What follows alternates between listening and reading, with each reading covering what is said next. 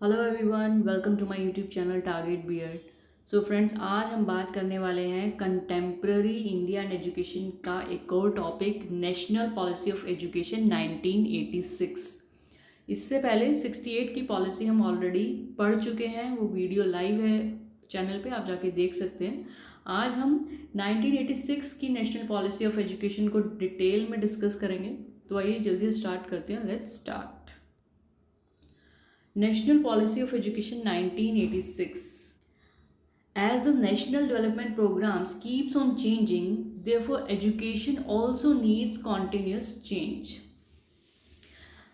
After Kothari Commission, Shri Rajiv Gandhi gave a message on 5th January 1985 that an educational policy will be adopted for the country which will bring economic and scientific development and prepare it for the 21st century. देखिए 68 में पहले policy आई थी, लेकिन उसके बाद ऐसी कुछ चीज़ें नज़र आई कि हमें चेंज चाहिए अपनी एजुकेशन पॉलिसी में, क्योंकि हमारे जो कंट्री था वो रेगुलर डेवलप कर रहा था, डेवलपमेंट चल रहा था कंट्री में। हम नई नई तरीके ढूंढ रहे थे कैसे हम अपने कंट्री को डेवलप कर सकते हैं, तो उसके लिए एजुकेशन में भी बदलाव आने ज़रूरी थे। तो जो राजीव गांधी जी थे, उन्होंने 5 जनवरी 1985 को ये कहा था कि हम एक एजुकेशनल पॉलिसी लाएंगे कंट्री में जो कि इकोनॉमिक और साइंटिफिक डेवलपमेंट करेगा, जो कि हेल्प करेगा कि किस तरह से हम अपनी कंट्री को इकोनॉमिकली एंड साइंटिफिकली डेवलप कर सकते हैं, और आने वाली 21st सेंचुरी के लिए हमारे कंट्री को प्रिपेयर करेगा। Need of new education policy क्या थी? As a result of 1968 education policy, sufficient development in all fields of education was witnessed. Despite this, many important decisions of the policy could not be implemented. बहुत सारे decision 68 की policy में लाए गए थे, लेकिन उसमें से बहुत से डिसीजन ऐसे भी थे कि जिनको इम्प्लीमेंट नहीं किया गया था, जो कि यूजुअली होता है। पॉलिसीज़ आती हैं, बनाई जाती हैं, उसमें से कुछ लागू होती हैं और कुछ लागू ही नहीं हो पाती हैं। ठीक है, इम्प्लीमेंटेशन बहुत ज़रूरी है। Due to which a new education policy was needed which is based on following reasons. तो क्या कारण था कि हमें एक नई एजुकेशन पॉलिसी चाहिए थी? Primary education is the foundation of education. जो हमारी प्राइमरी एजुकेशन है, 5th क्लास तक की प्राइमरी एजुकेशन मानी जाती है, तो उस बेस को स्ट्रॉन्ग करना बहुत ज़रूरी था। Education is the base for the preparation of journey of life. अगर बच्चे का बेस स्ट्रॉन्ग होगा, अगर हम स्टार्टिंग में ही बच्चे को अच्छी चीज़ों की तरफ ले जाएंगे, उनका बेस हम स्ट्रॉन्ग करेंगे, तो आने वाली लाइफ को भी वो अच्छे से जी पाएंगे। Investment in education is most profitable. ये कहा जाता है कि किसी भी कंट्री के डेवलपमेंट के लिए एजुकेशन में इन्वेस्ट करना सबसे ज़्यादा प्रॉफिटेबल होता है। कैसे प्रॉफिटेबल होता है? कि एजुकेशन में अगर हम ज़्यादा से ज़्यादा इन्वेस्ट करेंगे अपने बच्चों को, जो हमारी नींव है, हमारे फ्यूचर की नींव कौन है? वो है हमारे बच्चे। उनको अगर हम स्ट्रॉन्ग करना चाहते हैं, उसके लिए हमें एजुकेशन को स्ट्रॉन्ग करना पड़ेगा, तभी हम आने वाले टाइम में अपने कंट्री को और स्ट्रॉन्ग कर पाएंगे। Education is essential for the success of democracy. Education fulfils the development needs of every person. ठीक है, हमारी जो डेमोक्रेसी है, हर इंसान को हक है जीने का, हर इंसान को हक है सब चीज़ों को फ्रीली यूज़ करने का, किस तरह से हम कहीं भी आ जा सकते हैं कंट्री में, एक दूसरे के साथ हम किस तरह से व्यवहार करते हैं, हर रिलीजन के लोग, हर लैंग्वेज के लोग एक दूसरे के साथ किस तरह से मिल के रहते हैं। ठीक है, उन सब चीज़ों के लिए भी ज़रूरी था कि हर इंसान का पढ़ा लिखा होना बहुत ज़रूरी है। ठीक है, education helps in tackling the emergency circumstances of political and social life. ठीक है, जो भी हमारी सोशल लाइफ है, हमारी पॉलिटिकल लाइफ है, उन सब चीज़ों की नॉलेज, जो भी हमारे बेस है, हमारी इकोनॉमी है, हमारी हिस्ट्री है, हमारे पॉलिटिक्स है, तो उन सब का बेस जानना, उन सब की नॉलेज के लिए एजुकेशन ज़रूरी है। It reduces the inequalities between the rural and the urban people. ठीक है, ज़्यादा से ज़्यादा लोगों को अगर हम शिक्षित करेंगे, तो हमारे जो अंडर डेवलप्ड लोग हैं, जो कि बिलो पॉवर्टी लाइन है, जो कि रूरल एरियाज़ में रहते हैं, तो उनको भी हम और बेहतर तरीके से डेवलप कर सकते हैं, उनका लाइफस्टाइल भी हम और बेहतर तरीके से बना सकते हैं, जो कि इनइक्वालिटी को कम करेगा। It stops the increase in population, it awakens one to human value, it enables ones to face the new challenges। ठीक है, हमें हेल्प करता है किस तरह से हम लाइफ में चैलेंजेस को लें, किस तरह से हम एक दूसरे की कदर करें। पॉपुलेशन ज़्यादा बढ़ेगी तो ऑब्वियसली कंट्री के रिसोर्सेज जो हैं वो लिमिटेड हैं, तो इसकी भी हमें नॉलेज आती है कि हमें पॉपुलेशन को भी कंट्रोल में रखना है, हमें बाकी सब चीज़ों का भी ध्यान में रखना है, हमें एक दूसरे की इज्जत भी करनी है, एक दूसरे को वैल्यू भी देनी है, और किस तरह से हम अपनी लाइफ के चैलेंजेस को टैकल कर सकते हैं। तो वो सब चीज़ें कहाँ सिखाई जाती हैं, वो एजुकेशन से ही आती हैं। साइलेंट फीचर अब देख लेते हैं। 1986 पॉलिसी के साइलेंट फीचर्स क्या क्या थे। National policy on education provides national perspective and national direction in education. The national policy considers both the quantitative and the qualitative aspects in education. Its aim is not only to provide education to a large number of people, but also to bring about qualitative improvement in education। ये कहा गया था कि qualitative और quantitative, qualitative और quantitative क्या है, quantity मतलब कि ज़्यादा से ज़्यादा लोगों को शिक्षित करें, और सिर्फ शिक्षित ही ना करें, उन्हें किस तरह से हम बेहतर तरीके से चीज़ों को समझा सकते हैं कि ताकि वो एजुकेशन उनके काम आ सके। ठीक है, हम क्वांटिटी के साथ साथ क्वालिटी भी दे रहे हैं एजुकेशन में, तो इन दोनों चीज़ों पे ध्यान रखने को कहा गया था। Social involvement, this policy lays a considerable stress on the active community participation in the teaching process, to which great importance has been given to the contribution of parents, communities, independent organizations, organizers and teachers। ठीक है, इसमें एक तरह से social involvement, हर इंसान की involvement ज़रूरी है। हमारे जो टीचर्स हैं, हमारी जो कम्युनिटी है, हमारे जो आसपास के लोग हैं, हमारे पेरेंट्स हैं, नेबर्स हैं, उन सबको कहा गया था कि सिर्फ एक इंसान, आपने बच्चे को स्कूल में भेज दिया और आपने सिर्फ टीचर पे छोड़ दिया कि टीचर उसको शिक्षित कर देगा, तो वो सही नहीं है। ये एक टीम वर्क होता है। हमें पेरेंट्स को, हमारे जो रिलेटिव्स हैं, हमारे जो नेबर्स हैं, हम सबको मिल के इस चीज़ को पूरा सक्सेसफुल बनाना है, तो उन सब की हेल्प से ही ये चीज़ सक्सेसफुल हो सकती है। तो सोशल इन्वॉल्वमेंट का एक कंसिडर करने को कहा गया था। National curriculum for school education, national education policy 10+2+3 system education will be implemented throughout the country without any controversy. 10 years of school education will include 5 years of primary education, 3 years of middle education, 2 years of secondary education. Common curriculum will be prepared throughout the country। ठीक है, एक common curriculum बनाने को कहा गया था कि जो कि पूरे कंट्री में लागू हो। ठीक है, ऐसा नहीं है साउथ का करिकुलम अलग है, नॉर्थ का अलग है, ईस्ट का अलग है, तो पूरे कंट्री में एक ही करिकुलम होना चाहिए। और 10th+2, 10th के बाद +2 करें और उसके बाद +3, जो ग्रेजुएशन है हमारी +3, तो ये सिस्टम अपनाने के लिए कहा गया था। ठीक है, जिसमें से कि 10 ईयर्स के एजुकेशन में 5 साल की आपकी प्राइमरी एजुकेशन रहती है।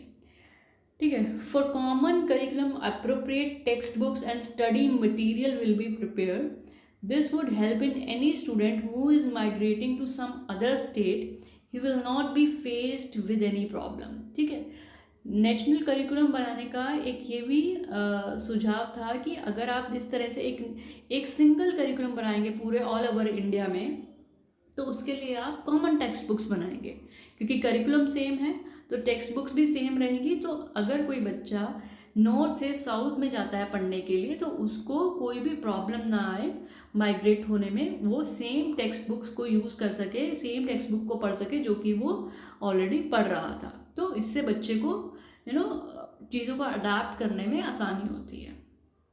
ठीक है, national policy suggest the following for general studies: 1 language formula eight primary level and 3 language formula eight middle and secondary level.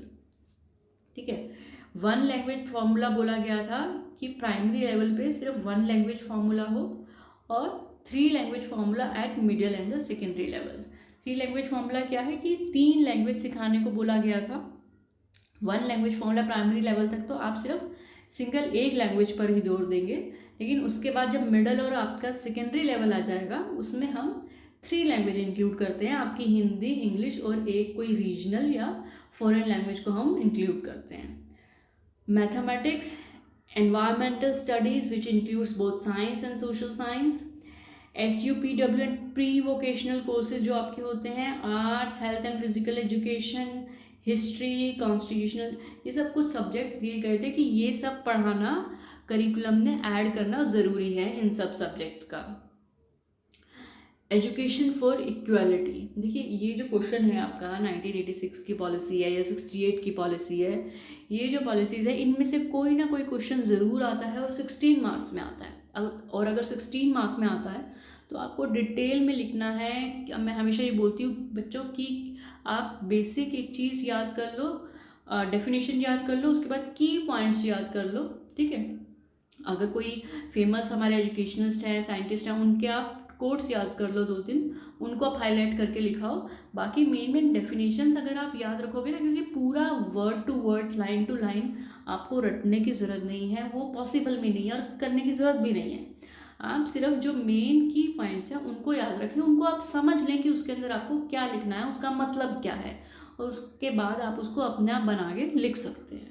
कोई इशू नहीं है, बिल्कुल सीधे तरीके से अगर आप याद करेंगे। मेरे बहुत सारे वीडियोस पढ़े हैं, उनको आप देख लें, बुक में से पढ़ लें, किसी और का वीडियो समझ में आता है वहाँ जाके देख लें, बट तरीका यही रखें आप कि की पॉइंट्स पढ़ लें, उसको टॉपिक को समझ लें, अपने बेसिक्स कंसेप्ट क्लियर कर लें और उसको अपनी लैंग्वेज में आप बनाकर लिख सकते हैं, ठीक है। Education for equality, the new education policy lays stress on the necessity of equality. Stress has been laid on removing all obstacles with regard to those classes which has remained deprived of education. The new education policy will provide them with equal opportunities of education. ठीक है, education for equality, सबको बराबर अधिकार है education का। जितने भी हमारे बच्चे हैं, चाहे वो लोअर क्लास से हैं, चाहे किसी और कास्ट से हैं, किसी और रिलीजन से हैं, सबको बराबर का हक है कि वो एजुकेशन ले सके, ठीक है। Education for women equality, in order to bring a positive change in the condition of women, their education will be encouraged more. Education for scheduled caste, देखिए मैं जब लिखती हूँ ना, मैं इस तरह से लिखती हूँ कि कोई अगर छोटा बच्चा भी पढ़ेगा, कोई 5th क्लास का बच्चा भी अगर मेरे नोट्स पढ़ेगा ना, उसको समझ में आ जाएगा कि क्या लिखा है और मतलब क्या है और किस तरह से हम इसको लिख सकते हैं। तो बहुत ही इजी लैंग्वेज में लिख के आती हूँ कि बच्चों को इजीली समझ में आ जाए, कि कहीं और देखने की ज़रूरत ही ना पड़े। अगर मैं एक्सप्लेन ना भी करूँ ना, आप उसको पढ़ लें तो भी आपको समझ में आ जाएगा, ठीक है। वुमेन की इक्वालिटी के ऊपर बात की गई थी, शेड्यूल कास्ट के एजुकेशन के ऊपर बात की गई थी। The following steps have been taken to provide education to the children of scheduled caste. The families will be motivated to send their children up to the age of 14 years. ठीक है, 14 साल तक के बच्चों को ये कहा गया था कि मोटिवेट करें, ज़्यादा से ज़्यादा कोई बच्चा छूटना नहीं चाहिए। स्पेशली जो हमारे सोशल ट्राइब्स हैं, शेड्यूल कास्ट हैं, उस टाइम की बात करें तब ज़्यादा से ज़्यादा कहा गया था कि इन क्लासेस से भी बच्चों को, क्योंकि उस वक्त ये जो क्लासेस हैं वहाँ के बच्चे कम भेजे जाते थे पढ़ने के लिए। आजकल तो ऐसा कुछ रहा नहीं है, काफ़ी इम्प्रूवमेंट हो गई है हर उसमें, लेकिन उस टाइम पर ये कहा गया था कि एटलीस्ट उन लोगों को मोटिवेट किया जाए कि हर बच्चे को एटलीस्ट 14 साल तक वो बच्चों को हर रोज़ स्कूल भेजे। Pre matric scholarship and fix time programs will be provided to the children of such families, ठीक है।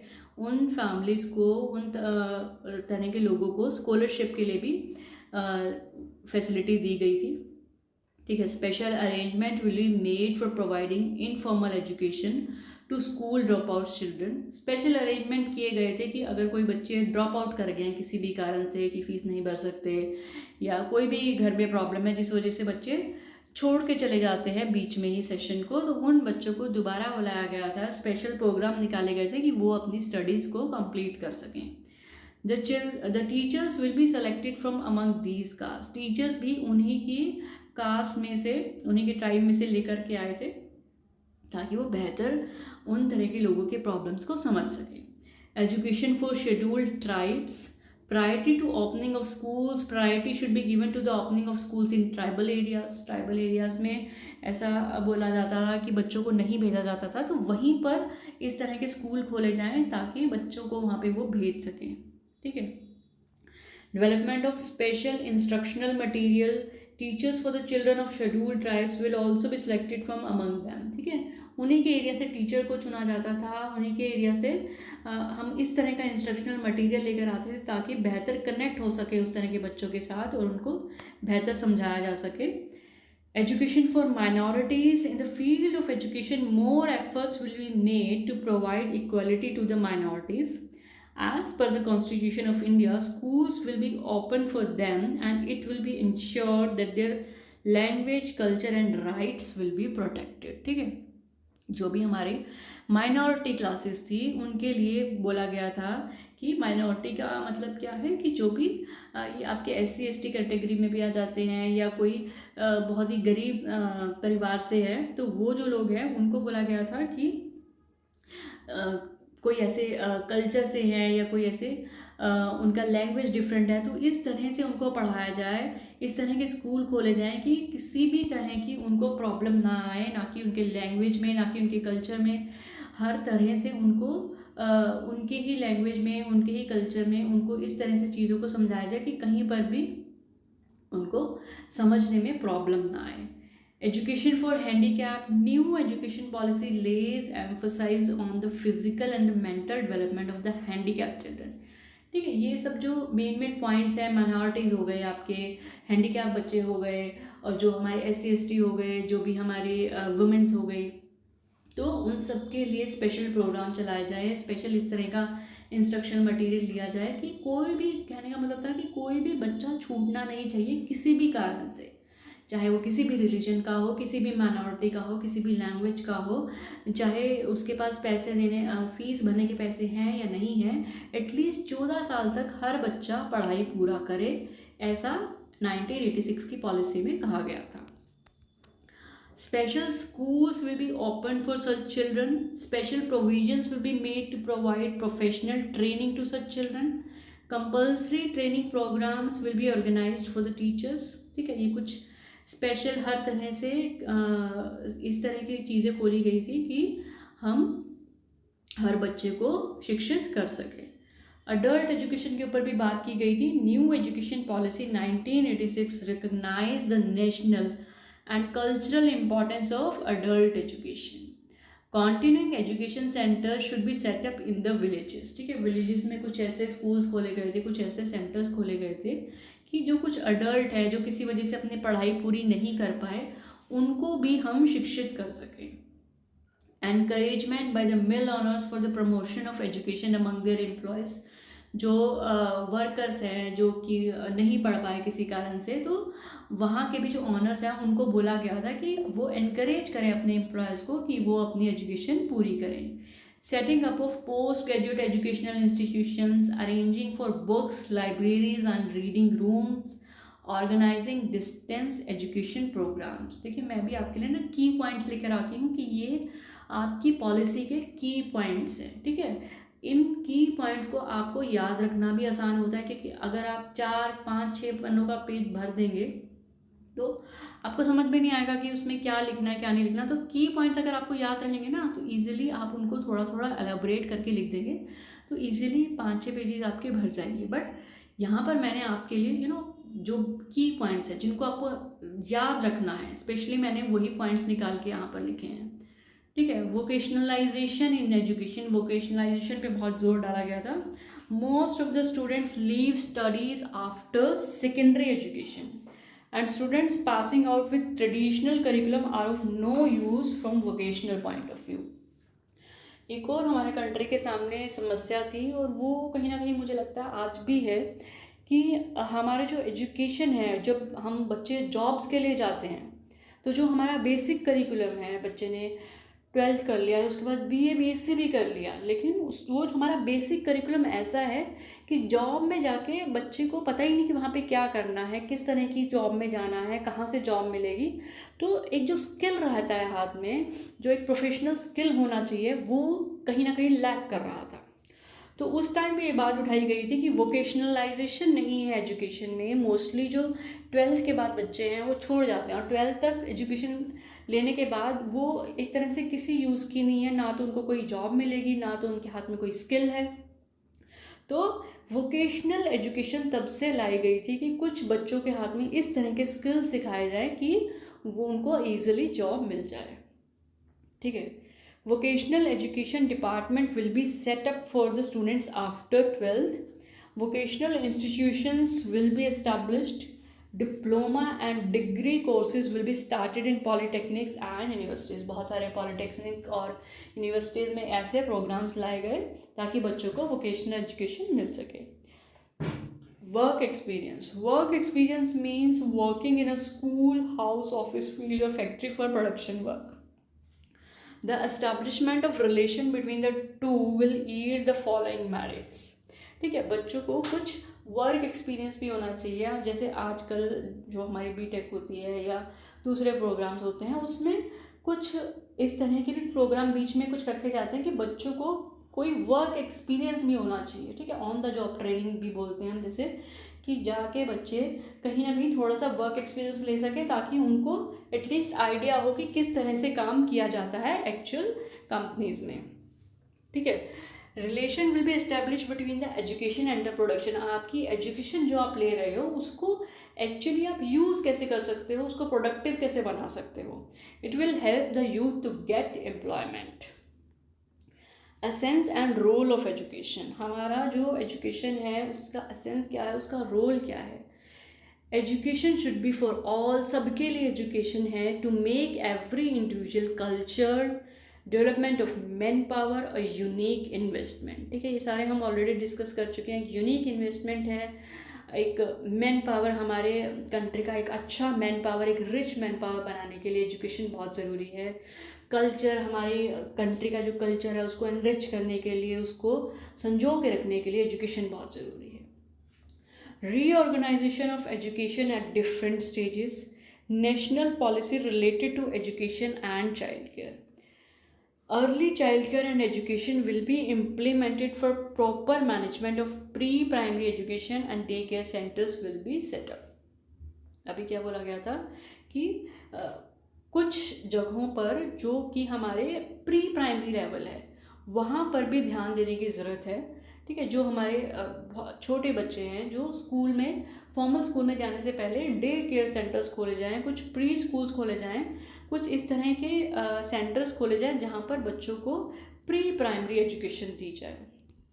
ठीक है, national policy regarding primary education, universal enrollment of children up to the age of 14 years, qualitative development of education। ठीक है, primary education के regarding national policy क्या थी कि यूनिवर्सल एनरोलमेंट होना चाहिए बच्चों का at the age of 14 years. Universal enrolment मतलब कि कोई भी बच्चा नहीं छूटना चाहिए। ऑल ओवर कंट्री में, हमारे नेशन में सब जो भी बच्चे हैं सब बच्चे एनरोल होने चाहिए स्कूलिंग के लिए। ठीक है, और क्वालिटी देना है हमें एजुकेशन में। स्कूल फैसिलिटीज़ पे क्या कहा गया था, for the promotion of primary education there should be an increase in school facilities. Primary school should have at least 2 rooms, necessary teaching material, chalk, blackboard and 2 teachers. The policy under which necessary facilities are provided to the primary school has been called the Operation Blackboard Policy. Operation blackboard policy बहुत famous है, अक्सर आपके competitive exams में भी पूछा जाता है blackboard policy क्या है, कब आई थी। तो उसमें ये कहा गया था कि हमें इस तरह के स्कूल फैसिलिटीज़, एटलीस्ट जो भी स्कूल खुल रहा है उसमें कम से कम 2 rooms आपके होने चाहिए। नेसेसरी जो टीचिंग मटेरियल होता है, ब्लैक बोर्ड होना चाहिए हर स्कूल में, हर क्लास में ब्लैक बोर्ड होना चाहिए, चॉक होना चाहिए, और एटलीस्ट स्कूल में 2 टीचर्स तो होने चाहिए। ठीक है, ये हमारे बेसिक और नेसेसरी फैसिलिटीज़ है जो हर स्कूल में होना चाहिए। ठीक है, इसको कहा गया था ऑपरेशन ब्लैक बोर्ड। तो ये था हमारा video on national policy of education 1986। जल्दी मिलेंगे एक नई पॉलिसी के साथ। आप लोग के एग्ज़ाम्स आने वाले हैं, बहुत सारी वीडियोस ऑलरेडी पड़ी हुई हैं, वहाँ पे जाके आप देख सकते हैं। मैं ट्राई करूँगी जल्द और वीडियोस भी डालने का। ज़्यादातर मैं अभी आजकल वीडियोस डाल नहीं पा रही हूँ, बट मैं कोशिश करूँगी जल्दी वीडियो डालने का। तो तब तक के लिए अपनी तैयारी करते रहिए। Have a nice day, good bye.